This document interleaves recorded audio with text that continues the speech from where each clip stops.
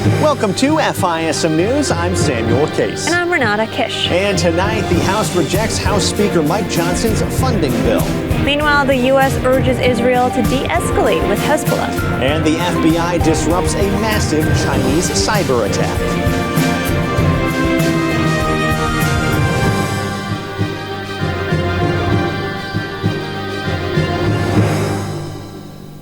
Well, let's start in politics, where, as expected, the House rejected Speaker Mike Johnson's spending bill yesterday, just 2 weeks before a scheduled government shutdown. It was a tight vote, with 202 representatives voting in favor and 202 voting against the bill. 14 Republicans sided with Democrats, who opposed the measure. The funding bill package included the Republican-sponsored SAFE Act, which would require proof of citizenship for registering to vote. Speaker Johnson was disappointed with the outcome because he said election security is a top issue for the American public.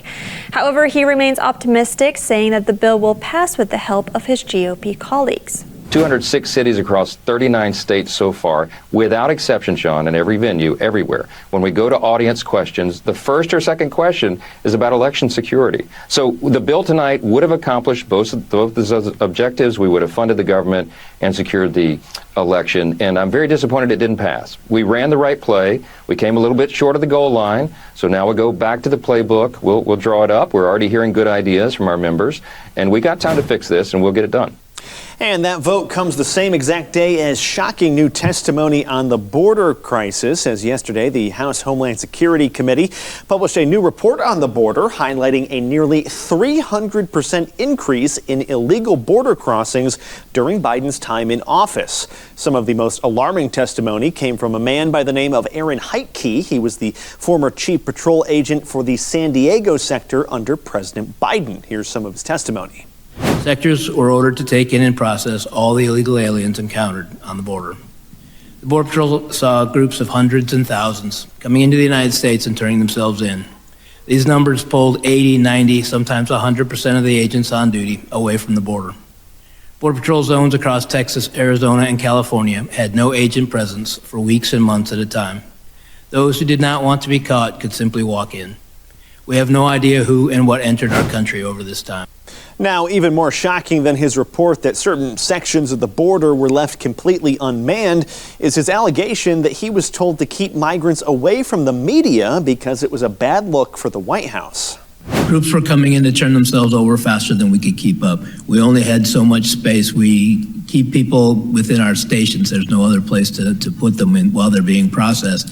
And they were building up. The media was showing them sitting in between the fences, and it looked bad, and they wanted them moved. And by the way, that wasn't the only thing he was told to cover up. According to Heitke, he and others were told not to release information about increases in suspected terrorist crossings at the border as well, saying, quote, the administration was trying to convince the public there was no threat at the border. Now, according to the House Judiciary Committee, there's actually been over 375 encounters with people on the terror watch list under the Biden administration. At least 100 of those people were then later released into the country. Meanwhile, more and more voters favor former President Trump's mass deportation plan. A Scripps News Ipsos poll shows that 54% of all voters support the policy, which includes 86% of Republicans, 58% of independents, and 25% of Democrats. While most people consider inflation to be the top issue in this election cycle, the second most important topic is immigration. Trump boasts a 10-point advantage over Kamala Harris when it comes to his projected ability to rein in the immigration crisis. Now, about a third of Americans also think that securing the U.S.-Mexico border is the most important issue, while only 6% of voters are concerned about providing asylum to migrants. At the same time, 9 out of 10 Democrats and 52% of Republicans believe that illegal immigrants who came to the country as children should be given a pathway to citizenship. Elsewhere, a new poll has some pretty disturbing things to say about the current state of American politics, showing that nearly 1 in 3 Democrats actually wanted to see Trump killed in Sunday's assassination attempt. That shocking new stat comes from a new survey conducted by Scott Rasmussen's RMG Research. It asked 1,000 registered voters, quote, would America be better off if Donald Trump had been killed last weekend? Overall, 69% of respondents said no and 14% were not sure, but shockingly, 17% said yes, including 28% of Democrats and even 7% of Republicans. Meanwhile, 25% of Democrats just weren't sure if Trump's death would be good or not for the country. Rasmussen reacted to that poll saying, quote, I continue to believe that America's best days are still to come. However, for years I've been saying that things will get worse before they get better, and these numbers suggest that the phase of getting worse is clearly upon us.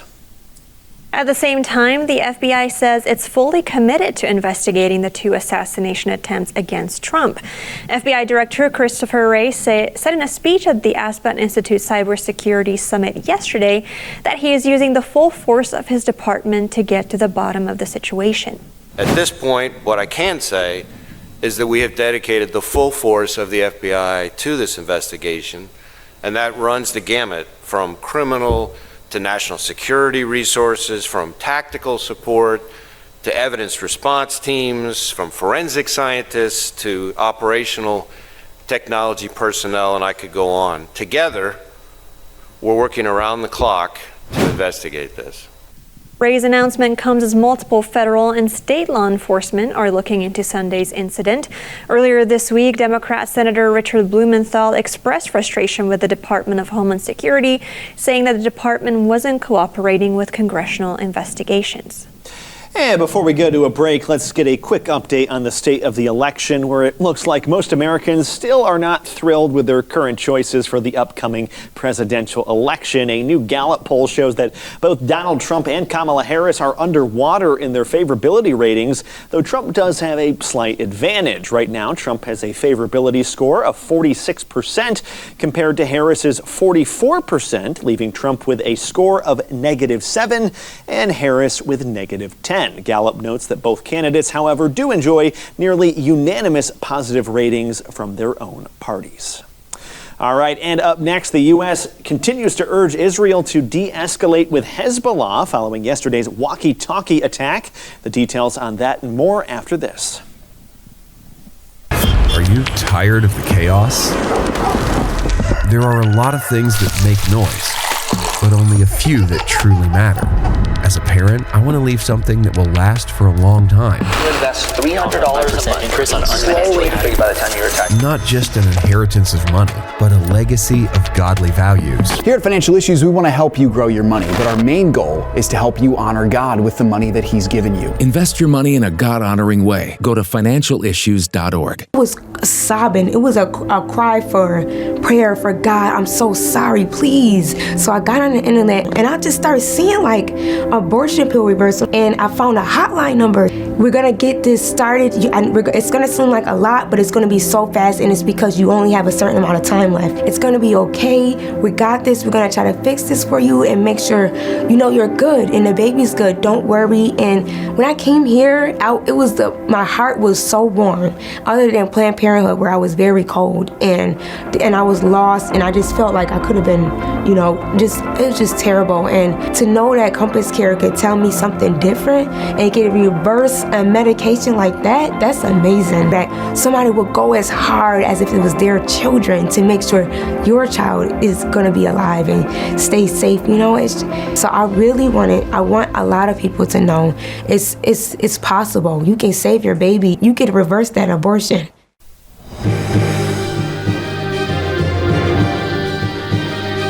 And welcome back to FISM News, I'm Renata Kiss. Well, following the widespread pager explosions in Lebanon, the U.S. has cautioned Israel against escalating tensions in the Middle East. On Tuesday and Wednesday of this week, Israel's Mossad carried out a major explosive device operation targeting thousands of Hezbollah members. Washington now says it didn't know about Israel's plan, nor was it involved. Secretary of State Antony Blinken said the U.S. is still gathering information about the event, and here he is with the comments.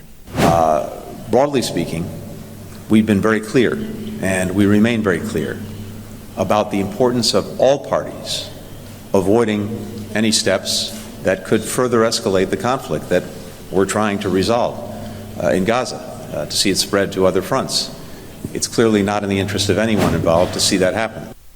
Blinken reiterated America's commitment to advancing a ceasefire deal between Israel and its enemies, saying it would be especially beneficial for displaced Israelis and for southern Lebanon. We're focused on getting this ceasefire over the finish line. That would also, I think, materially improve the prospects of actually defusing the situation in northern Israel and southern Lebanon, particularly creating an environment in which people have the confidence to return to their homes, the tens of thousands of displaced people in Israel as well as in southern Lebanon. But it doesn't look like Israel really has any plans to heed those warnings, as Fox News reports that Israel launched a series of overnight strikes on Hezbollah targets in Lebanon, those strikes specifically affecting infrastructure sites in the southern part of the country.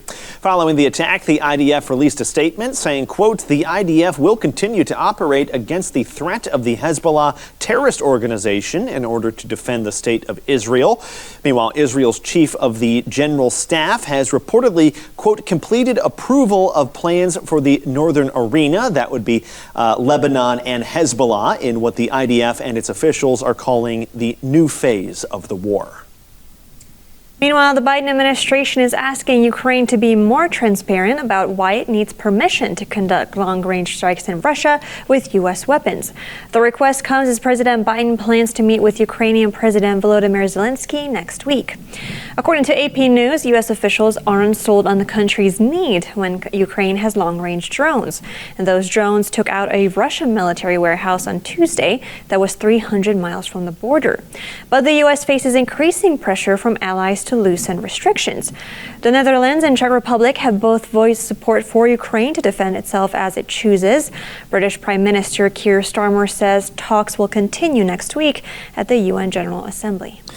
And meanwhile, we're now learning that the U.S. has successfully disrupted a massive Chinese cyber operation. Speaking at the Aspen Cyber Summit yesterday, FBI Director Chris Wray announced the agency has now thwarted a Chinese hacking campaign known as Flax Typhoon that had been targeting American infrastructure. Flax Typhoon was targeting critical infrastructure across the U.S. and overseas, everyone from corporations and media organizations to universities and government agencies. The announcement comes 9 months after Wray revealed to Congress that the FBI had stopped a separate Chinese hacking operation. That one was known as Volt Typhoon, which targeted specifically American internet routers. According to Wray, Flax Typhoon used similar tactics but was far more ambitious. Like Volt Typhoon, they used internet-connected devices, this time hundreds of thousands of them, to create a botnet that helped them compromise systems and exfiltrate confidential data. But unlike Volt Typhoon, they targeted more than just routers. Flax Typhoon hijacked Internet of Things devices like cameras, video recorders, and storage devices, things typically found across both big and small organizations. And about half of those hijacked devices were located here in the U.S. Wray didn't name specific victims of the operation, but did say that Flax Typhoon's actions caused real harm before being stopped by the FBI. Working in collaboration with our partners, we executed court-authorized operations to take control of the botnet's infrastructure. Now, when the bad guys realized what was happening, they tried to migrate their bots to new servers and even conducted a DDoS attack against us. Working with our partners, we were able to not only mitigate their attack, but also identify their new infrastructure in just a matter of hours.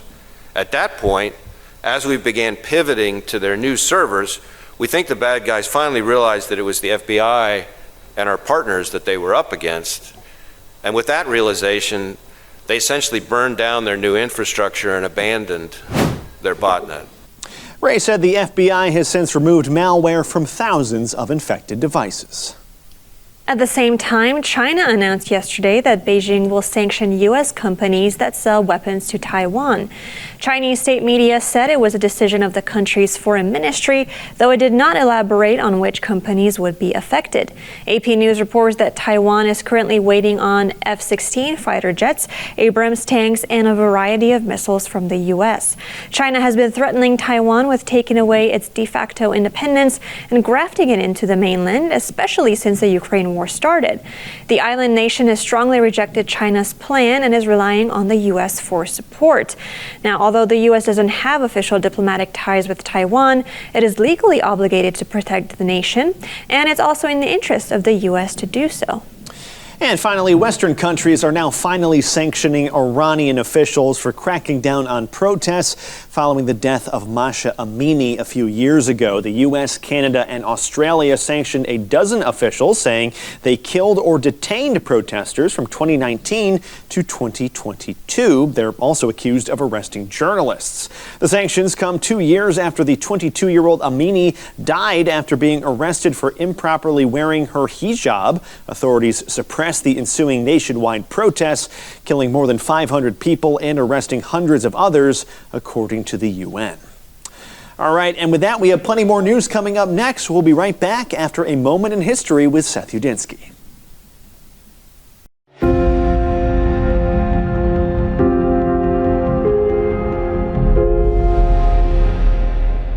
Welcome back to A Moment in History. I'm Seth Udinsky. In the election of 1976, Americans were looking for a remake from the Watergate scandal and the rough Vietnam years that had dominated national news. So the nation elected a man who was seen initially as a pioneer to lead the country to a new level of prosperity, but would rather end up as one of the most controversial presidents in the nation's history. Under his leadership, the United States was cast into financial chaos, and foreign conflicts would grow seemingly out of control under his watch. He was the 39th president of the United States, Jimmy Carter. Now, Carter was in many ways a prototypical American man in the 20th century. He was from strong Baptist roots and a serviceman in the United States Navy in the 40s and 50s. He married his wife Rosalind during this time as well. Now, during the Kennedy administration, Carter first entered the political space, and in 1970, he was elevated to the national scene, where he became governor of Georgia. Now, Carter's governorship earned him the clout needed to make a run for the presidency on the Democratic ticket. Now, some may say his brilliance was in his timing, as the nation was disillusioned with the recent Republican administration of Richard Nixon and looking for a change. Carter ran against Nixon's replacement, Jerry Ford, and won the 1976 election. Although the optimism was high for Carter's presidency, much of his administration was doomed by economic woes in the country, and this, of course, was increased inflation rates, among other things. Now, Carter was not able to connect with many Americans either, and as a result, his popularity plummeted. Add on to that, the later portion of his presidency was clouded by increased Cold War tensions with Russia and the very troubling Iranian hostage situation at the turn of the decade of the 70s into the 80s. What happened was some Iranian nationals kidnapped some 50 Americans in the fall of 1979, and the Americans were not set free until early 1981. By then, it was too late for Carter, who lost the 1980 election to the wildly popular Ronald Reagan. Now, Carter's been much maligned in his years since his presidency, especially compared to the prosperous years that followed under Reagan. He did, however, win a Nobel Peace Prize in the year 2002. Thanks so much for joining me once again for A Moment in History. Hi, I'm Aisha. At first, I was debating whether or not I was really pregnant and took a test. While I was waiting, they talked to me about different pregnancy choices and different options and information that helped me be more educated. To confirm, I got an ultrasound of the pregnancy test, and it was for sure positive, and I got to hear and see my baby for the first time. Hearing the heartbeat made me cry, and it was certain that I was going to keep my baby forever.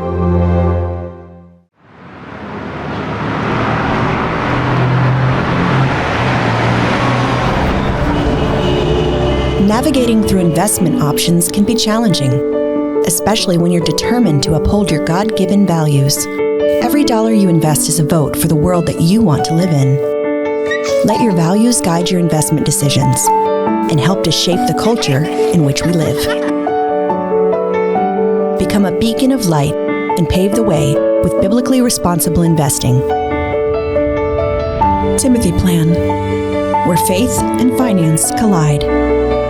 Before investing, carefully consider the fund's investment objectives, risks, charges, and expenses of the investment company. This and other important information can be found in the fund's prospectus. To obtain a copy, visit timothyplan.com or call 800-846-7526. Read each prospectus carefully before investing. Investing involves risk, including the potential loss of principal. Fear and uncertainty can cause us to hold things tightly and rely on ourselves. But during uncertain times, as believers in Christ, we are called to surrender fully to our sovereign God. Learn a biblically responsible investment strategy proven over 25 years. Keep the money God has entrusted to you out of companies that participate in things that God detests. Fully surrender. Become a Financial Issues Partners today.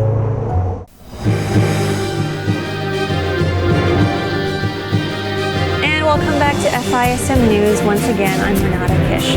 Well, we begin this segment on the West Coast, where a major Jewish advocacy group is urging the Washington governor to act against anti-Israel activists at the University of Washington. The university administration caved to rowdy anti-Israel protesters last week at a public meeting. Instead of removing the activists so a Jewish speaker could speak, the Board of Regents shut down the meeting. The speaker, faculty, and Jewish students exited through a back door. The advocacy group called the incident a stain on the university and the state's reputation. They're demanding that Governor Jay Inslee take action by punishing the activists who have not yet faced legal or disciplinary actions. And in more cultural war news today, abortion is back in the national conversation with a new report coming out of the state of Georgia. FISM's Ian Patrick has more. The state of Georgia has unexpectedly become the center of the national abortion debate following a slew of reports on an untimely death. In-depth reporting from ProPublica and subsequent reporting from other publications like Newsweek and MSNBC have focused on the death of one Amber Nicole Thurman. This reporting says that Thurman discovered she was pregnant with twins in the summer of 2022 and aimed to get an abortion. But her discovery came after Georgia signed a law banning the procedure after 6 weeks, and she was already beyond that timeline. She decided then to schedule an abortion procedure in North Carolina, but en route to the clinic, she experienced traffic, which eventually made her lose her spot due to a high volume of patients at the time. A clinic employee instead offered a 2-pill abortion regimen consisting of mifepristone and misoprostol. Although she took the pills as she was directed to, Thurman had to be hospitalized in her home state of Georgia due to adverse reactions from the medication. The doctors discovered tissue lodged in her uterus, which contributed to her ailments, but were hesitant to conduct a specific procedure to remove the tissue because of the newly signed abortion laws. Doctors were reportedly afraid that conducting this treatment, which is often used in miscarriages, would result in them being held criminally liable. They gave her various other treatments for several days until it was eventually determined that she should be taken in to be surgically treated.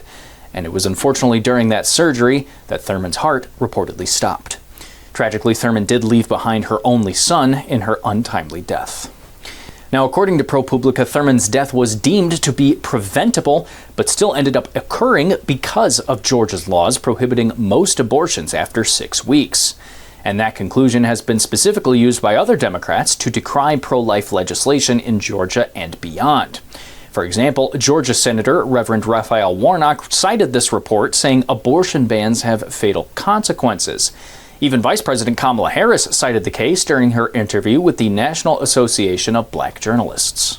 Over 20 states have passed what I call Trump abortion bans because I understand how we got here. In state after state, laws have been passed criminalizing healthcare providers. I don't know if anyone here has heard most recently the stories out of Georgia. Tragic story about a young woman who died because it appears The people who should have given her health care were afraid they'd be criminalized after the Dobbs decision came down. But since that report, other publications have come out to set the record straight and say that ProPublica's conclusion is misleading. According to a Daily Wire write-up on the case, Thurman's tragic death has, quote, everything to do with taking dangerous abortion pills without any follow-up care. That write-up says the, quote, remains of her aborted babies remained in her uterus and were causing her to develop an infection, which led to the hospitalization. It also says the claim that Georgia's laws caused the death is incorrect because, quote, there was no fetal heartbeat since the twins were already dead, thus the law wouldn't have delayed care. The American Association of Pro-Life Obstetricians and Gynecologists reaffirmed that it was indeed the drugs which caused Thurman's death and not the laws themselves. In a statement to the Christian Post, AAPLOG said, quote, rather than highlighting the dangers of these drugs, which have caused numerous deaths, abortion proponents are instead trying to blame Georgia's laws and their push to protect induced abortion at all costs. Now, despite the clarifications from these other publications, ProPublica has indicated that it still has yet another example to share which supposedly supports their claims of pro-life laws causing such deaths, and that report should be coming out in the coming days. This is Ian Patrick reporting for FISM News. Thanks for that report, Ian. Certainly concerning. While still on the topic of abortion here, Planned Parenthood is now teaching kids about prostitution in their sex education curriculum. Perhaps unsurprisingly, the so-called comprehensive material also covers gender identity, LGBTQ knowledge and skills, and how to get an abortion without notifying parents. The abortion giant brags on its website about reaching 1.2 million school children a year. Critics say the material is harmful and is often taught in schools without parental knowledge. Some school districts even block access to the lessons. A Rhode Island parent called Nicole Solas was told to pay a $74,000 public records fee to see the material. It took her nearly 3 years to win the court battle that followed. Very concerning and disturbing, but good news is that people are getting fed up with those policies, especially on the company level, as another company is now apparently scrubbing its DEI campaign, thanks once again to the prodding of conservative activist Robbie Starbuck. Top U.S. toolmaker Stanley Black & Decker has quietly erased website pages, including diversity quotas, equity training workshops, and, of course, LGBTQ campaigns. Starbuck said on X that the company, quote, preemptively changed multiple policies after he threatened to make those policies public. I wrote them an email to set them aware of all the ways they had gone completely crazy, and it was a very long email, so I don't have time to read it here. But I've got good news for you. I gave them a deadline to respond to the story, just in case I missed any facts about potential changes they'd be bringing forward. And wouldn't you know it, they had a lot of changes to let me know about. It's just another major victory for anti-woke activists following recent changes at Ford, John Deere, and several other major companies. And it's a very clever strategy that he's doing because he's going after companies that have a more conservative customer base, so they're going to be more upset about these things than your standard audiences. Yeah, and I'm just very impressed by how effective he has been and just how much work he could get done basically by himself. At this point, he doesn't even have to do anything. He has just to say, like, I'm coming for you, and they say, we give up. Right. Well, that's our program for today. Thank you so much for joining us, and please visit FISMnews.tv for more content. And for any updates until our next show, you can follow us on social media or the FISM app. Thanks so much, and we'll see you next time.